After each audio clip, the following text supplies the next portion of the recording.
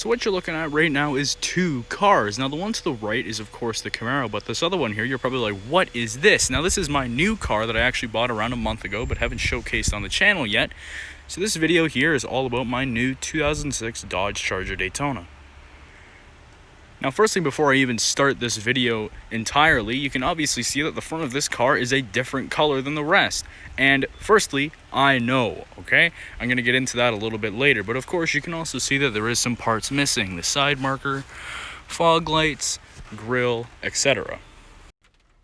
Thought I'd start off with the interior of this car because one, it is raining, and two, I really do enjoy this interior. Now you can see this interior does look a lot like Clifford's.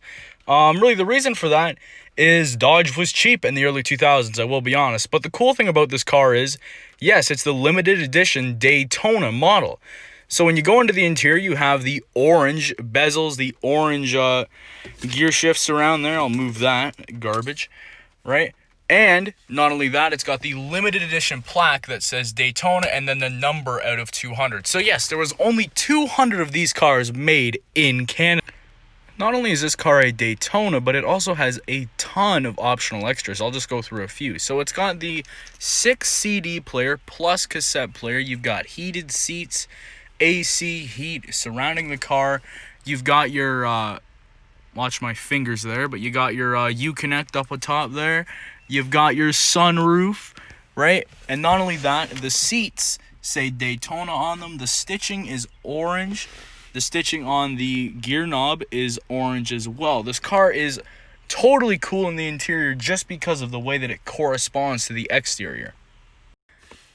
Now, of course, a big thing everyone loved was the back seat reviews because I'm quite tall. I'm 6'3", and sometimes when it comes to cars and the back seats, I have trouble sitting here comfortably. But in this car, you gotta look. I have some pretty good legroom there. And I mean, headroom is okay as well. Excuse the extra parts there, but once again, the stitching in the back seats on this cup holder here is orange, same as the seats there. Now, I will be honest, for a 4-door car, it is usual for me to be okay back here, but this one is actually really comfortable even in the seats. Quite cushiony, and you know what? I just have a good time back here. Now, we can't talk about accessibility without the trunk, so let's get a look here. The trunk is massive for this car. I'm sticking my arm all the way in and I cannot touch the very back. You can fit so many things in here, and I might show that later. Now you might be asking, why would you need to have such a big trunk in a car that's supposed to be a show car? Now really, why wouldn't you? Think about the things you could fit in here. You could fit suitcases, hardware, children. You really could do anything in this car. Now, I thought I'd show this as well. So the battery in this car is actually in the back, just like Clifford, but get a load of the size of this battery. This is my hand compared to 1/2 of the battery. This is about 2 batteries combined. Now, notably, something I love in the back is the stickering. It says Daytona on it, just like everything else in this car. That's really why I like it, because Dodge went out of the way to make this car a Daytona. It's also got the rear spoiler, the rear sticker on the trunk, and of course on the other side. Now I shouldn't forget this, however, this hood here of course is supposed to be orange, and on this orange hood would be another sticker that says Hemi on it. When I get this car painted, you will see that in an upcoming video. Now speaking of the old hood here, we're going to prop it up and get a look at the engine. Yes, this car has a 5.7 liter Hemi engine.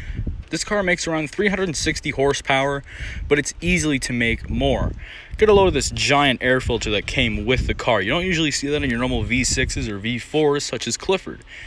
Sadly, this car does not have the hood prop like the Monte Carlo, or it needs the hood prop, where the Monte Carlo doesn't. So I'm currently holding up a good 50-pound hood with one hand while I'm showing you this. Now, this is your extra battery up front underneath the hood. Clifford also has one of these, but you can't actually open the hood without getting the without using power out of the car. So you actually need to go into the trunk to access the hood. It is a big nightmare. Now I'm going to have to address some of the problems, even though I hate doing this. Obviously, this car is mismatched. It doesn't have the correct colors in the front, and some of the body panels don't even line up. Well, the reason for this is, well, firstly, none of the body panels are actually together properly. There's no bolts on the fender at all. I could pull it apart if I wanted to right now, but get a look at this. Yeah, that's right, that's damage to the car. The car was actually hit right about here, but the damage wasn't that bad, which is very good. There's no structural damage, no frame damage. It's just a small light impact that was easily fixable. Now, this crash bar here was damaged as well. You want to know how I know that? Is because see how everything in this car here is orange? This is not. Even around the side, the damage ricocheted from the fender to the door, so the door needed to be replaced as well. We haven't gotten the badging, so it's still a 3.5 liter V6 on this side, but a V8 on the other side. Something also I would notice is the rims on this car. These rims are not the stock rims, they're actually 2008 SRT rims. Now, these didn't come with the car, I bought them separately, but I thought I'd show them because it makes the car look really cool. Now, let's say you're in a parking lot, you go over to the door, and you take a look and you go, whoa, look at that dent. That is probably the biggest door ding I have seen in my life. Now, if you look at this, it is a literal, dent in the door at the side there. Biggest door ding I've seen in my life, and that's going to be pretty hard to fix. Now, you Charger guys know this already, but it is really common for these cars to rust on the rear quarters. And as you can see, there's some starting, even though this car has such low kilometers. Now, probably a moment a few of you have been waiting for. I'm going to hop into this car, close the old door, and I'm going to give it a start up. And the cool thing about this car is the stock exhaust. Yeah, I'll open the door for you. The stock exhaust sounds crazy. So I'm going to start it up. I'm going to go around back and I'm going to let you listen to the stock exhaust of this car, okay? Put the key in. You can see it has pretty low kilometers, 119,863. Turn the key once. You get your Daytona Special Edition. That's very cool. Right, then you get all the info about the car. Turn it one more time, you're on ACC. Then the air conditioning starts going if you had it on before, and so does the radio. Turn it to on, and the car starts up perfectly fine. Let me go around back, and I'm going to show you the exhaust.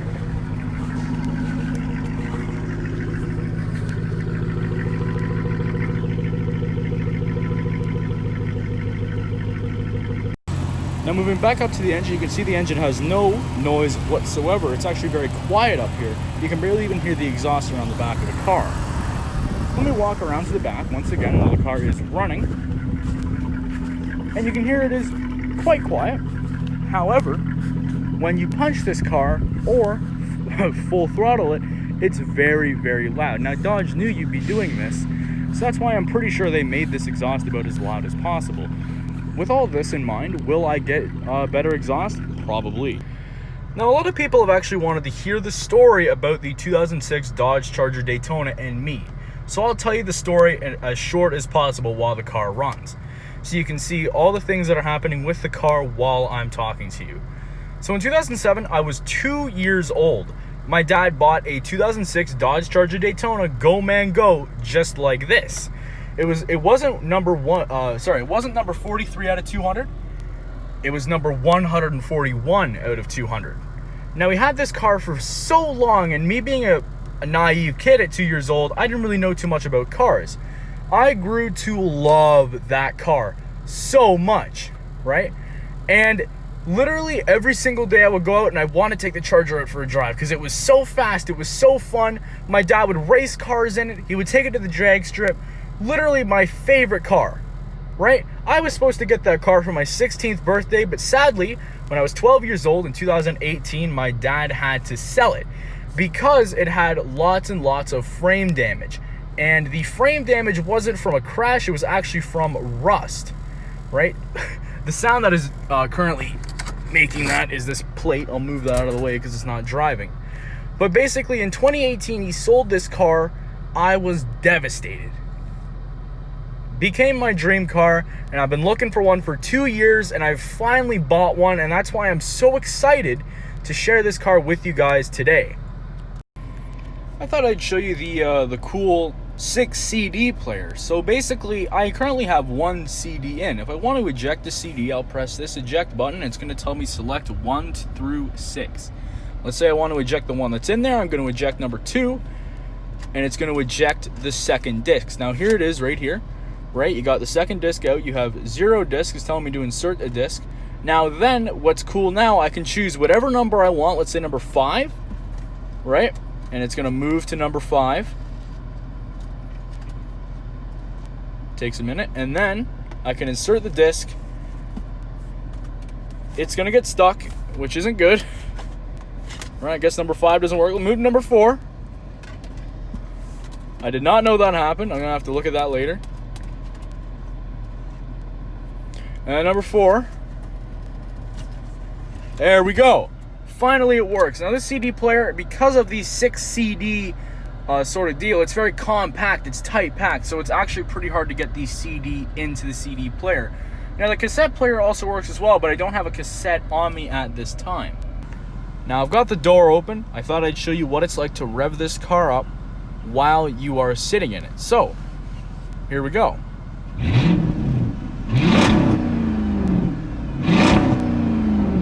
That's right. This car backfires on a stock exhaust. Stock exhaust, and it backfires. Absolutely crazy. Now also something cool about this car is the steering wheel controls. As you can see from the start of the video, when I went into the interior, you could see that it had steering wheel controls. So I'm going to show you what they all do. This one here changes the song. This one here pauses the music, plays the music. This one here is actually really cool. Shows you different things. You got average liters per 100 kilometers.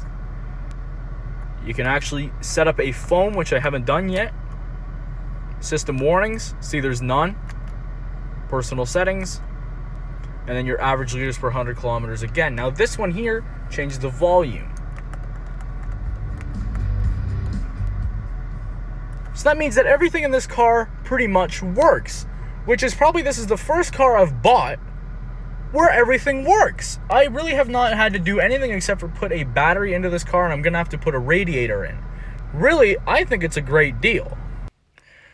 So this video is getting kind of long, so I'll make this a part 1. So if anything happens to this car in the future, which it will, I will make a video on it separately.